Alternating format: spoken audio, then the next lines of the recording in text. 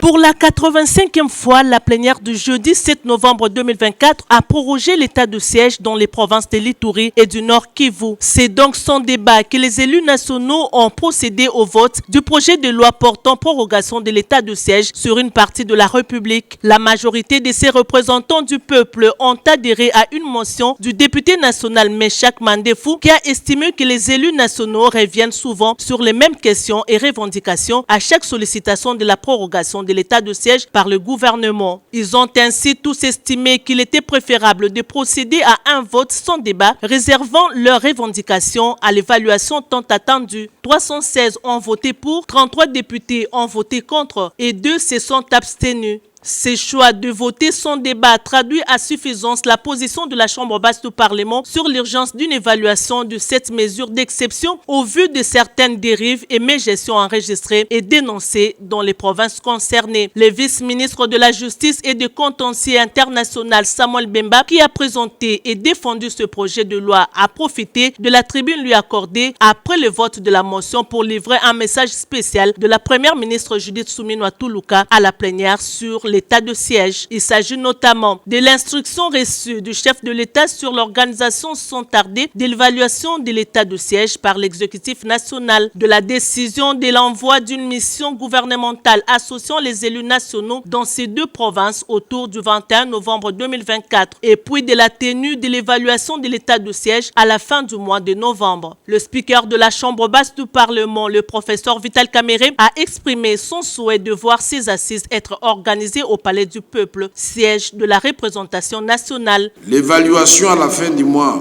oui, mais ici à l'Assemblée nationale, la représentation du peuple,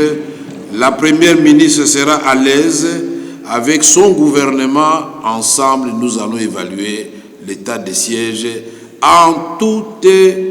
transparence. Vital Kamerhe a insisté sur le respect du statut social des députés nationaux qui seront associés à la mission gouvernementale, signalant que plusieurs motions d'information ont été également lues par les députés nationaux au cours de cette plénière abordant la situation tant sécuritaire que sanitaire dans leurs agglomérations respectives.